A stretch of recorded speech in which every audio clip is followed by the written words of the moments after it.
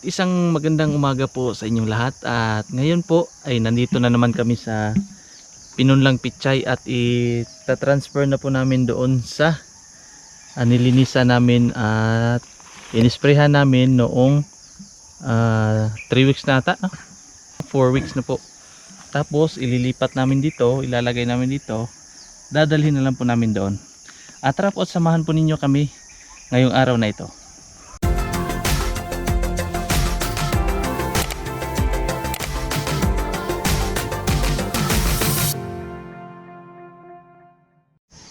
Ito na po ang ipinunlang pichay. Malaki na at pwede na po siyang i-transfer. Ito po. Ito po siya. Tapos yung iba po doon, siguro sa sobrang dami na niya, ay hindi nakatubo yung iba. Tapos namamatay yung iba. Oh. Dito pero, ito po ay pwede na. Ita-transfer na po namin. Kasama po ang aking asawa, tsaka ang aking pamangkin. Aking isang pamangkin na babae at ang aking anak na si Mahaunoy at ang aking pamangkin na si Oia. Ito po ang kukunin namin. Pipiliin lang po namin ito. At yung pwedeng mai-transfer lang po ang aming dadalhin. Ito. Dito banda po ay malalaki na. Sakto-sakto ito sabi ni mama, mga 2 buwan daw ay malalaki na po raw ito at pwede na pong i-harvest pagkatapos pong malipat doon. Ito ganito lang po pagkuha niyan. Tapos ito po pag nakuha na itong medyo malalaki-laki na, naaarawan na yung iba, tapos tutubo na siya. Yung mga maliliit po dito na nakasunod ay tutubo din uli yan na mas mabilis po kasi nakuha na yung itong mga iba na ililipat na.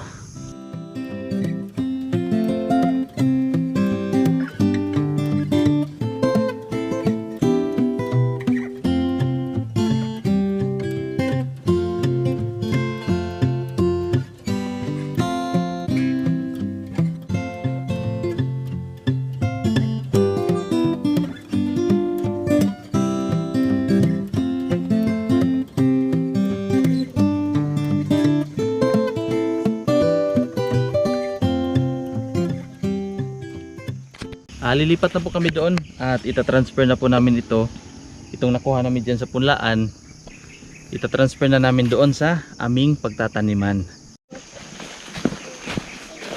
Ayan po at pupunta na kami doon kasama ang aking mga chikiting. May nakuha po pala ako na marang at itatanim ko ulit doon kasi namatay po yung isang marang na itinanim ko. Siguro sa init siguro yun ang araw na nasobrahan sa init. Ito po palagi nilang ginagawa dito pag sumasama sila. Ngayon po pala ay araw ng linggo kaya nandito ang dalawang chikiting at ito po talaga ang banding namin ng dalawang ito. Kasi pag palaging nagsiselfon ay kawawa naman ng mga mata. Tara, let's go na. Let's go na. Uy, ang daming bunga. Ang daming bunga ng kakao. Ito po yung mga nilinisan ko na kakao. Tapos ito ay yung marang na tinanim naman ni mama. Nandito na po tayo sa pagtataniman ng pichay. Nakita ko po itong ampalaya na ligaw. Ito po ay isa sa paborito ni Sir Paul kasi yung vlog ni Brother Ralph, ni PB Team Ralph ay may nakita ko po yung naghahanap sila ng dahon ng ampalaya at para po igulay. Marami po pala dito. Ito po, mga ampalayang ligaw. Hindi ko na lang po ito papatayin siguro at para may maibigay naman tayo doon sa kanila sa PB House. Baka gusto nila pag madaanan lang nila dito pag pag nagmi-mission. Ito po mga ligaw na ampalaya. Itatanim ko po itong marang dito lang po para hindi mahirap. Kung lalaki po ito, hindi mahirap akyatin. Ay, ito na lang. Ito na lang.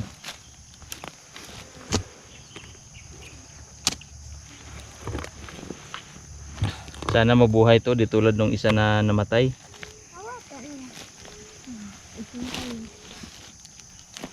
Tangig ko an. Ayan po. Sana po ay mabuhay ito para mainam, kasi paborito ko po itong marang. Napakatamis po nito, parang may gatas.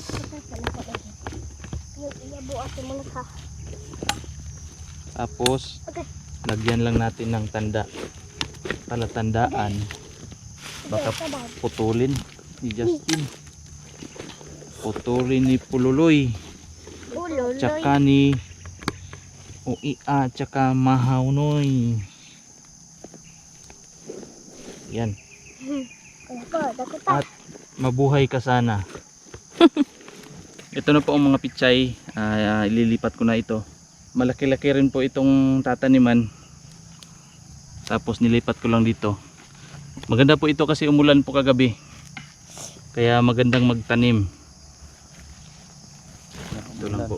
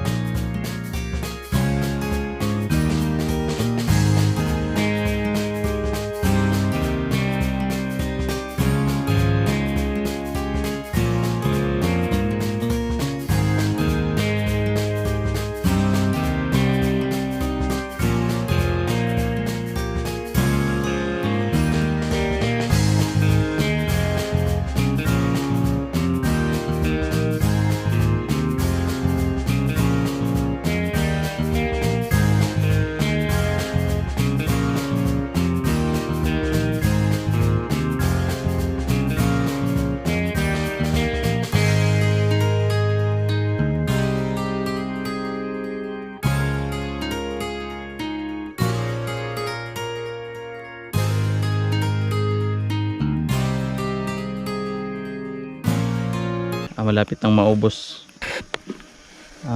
Ang oras po ngayon ay alas 12 na po pala. Hindi lang halata kasi medyo may cloudy. Tapos po pag naubos po ito ay bukas na naman. Babalik kami dito ng umaga. Siguro pagkatapos ng paghatid ng mga bata sa paaralan. At ubusin lang po namin ito. Dati po sa area ni Kuya, nung kakawan ni Kuya doon sa kabila, may tanim ako na pichay. Naalala ko po noon, 4th year high school po ako. Kada hapon po ay pupunta ako doon sa area malapit po sa sapa. Dinidiligan ko po doon sa sapa. Kumukuha ko. Tapos kasi medyo malayo. Ganyan. Tapos may kawayan. Yun po yung pagka-graduate ko ng high school. Doon po ako kumukuha ng allowance. Tapos pang allowance namin ni PBT Ralph kasi po kasama siya sa naghahakot eh. Tapos mura po yung kilo noon. Pero okay na po. Kasi ito pong pichay ay nasa mga 2 months at mabilis lang po siyang lumago at lumaki. Kaya after 2 months pera na. Natapos na po namin yung pagtanim ng isang balde na pichay at medyo alanganin na po ang oras, alas 12 na po kasi at yung mga bata ay nagugutom na kasi hindi po namin namalayan na alas 12 na pala, cloudy po kasi. Ayan po, at ipapakita ko po sa inyo yung natapos namin ngayong araw. Yan po, mula dito hanggang doon sa may kahoy, yung maliliit na kahoy. Ito pa lang po ang natanim namin. Ito ng mga pichay. Ayan. Yan po hanggang doon. May papaya na naman po. Kukunin ko kasi sayang. At kakainin lang ng ibon. Meron din dito sa ibaba. Hinog na. Ayan. Hinog. Hinog na siya. Kinain pa ng ibon itong isa. Manok siguro. Dito sa itaas po ay may dalawa. Kukunin ko na lang. Pauwi na po kami. Hindi abot. Tatalon na lang. Ay. Ay.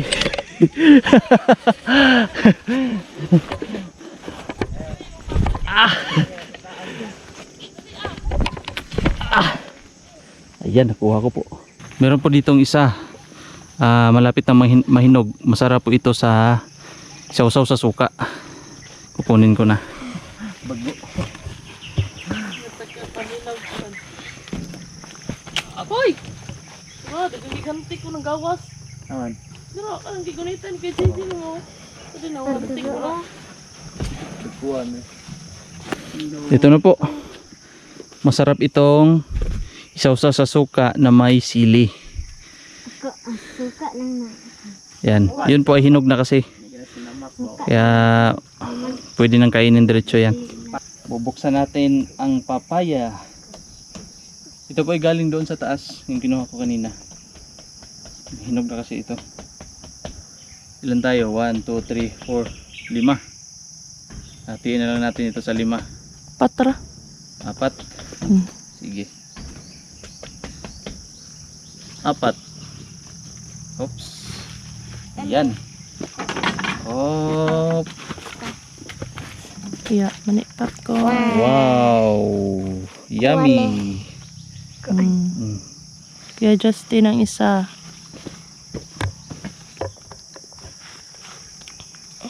Tamis to, matamis.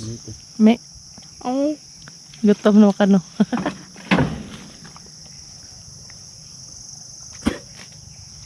May nakuha po kami na puso ng saging. At gagawin daw ang torta ni Mrs. Ito isa. At may isa pa doon. Ayun doon. Kukunin ko. di papa. Tulo-tulo na mo. Pero, Sarap to sa torta. no, napay isa oh. Sarap yan sa bangus. Papa, pay isa. Ito isa. Papa, Masarap. Masarap sa torta. pay isa dito. Hindi ko naabot Tama na. yung isa kasi Ay. mataas. Matangkad. Dalawa lang. Pwede na to. Pwede na. Okay na to, okay na to. Yan. Okay na to. Yung iba ginagawa tong kilawin. Suka. Kinilaw sa amin. Kilawin yun sa... May kasama ko dati sa barko ginawa niyang kilawin. Masarap din naman. Next, nawa. Awa, nawa ba? Ayan. Oh, Libre na po ulam. cookie. Ayan po, at hanggang dito na lang po muna ang ating video para po sa araw na ito. Ang pagtatanim namin ng pichay At hanggang sa susunod na naman po na video na ating pagsasaluhan, at ingat po kayong palagi kung saan mang sulok po kayo ng mundo, at God bless po.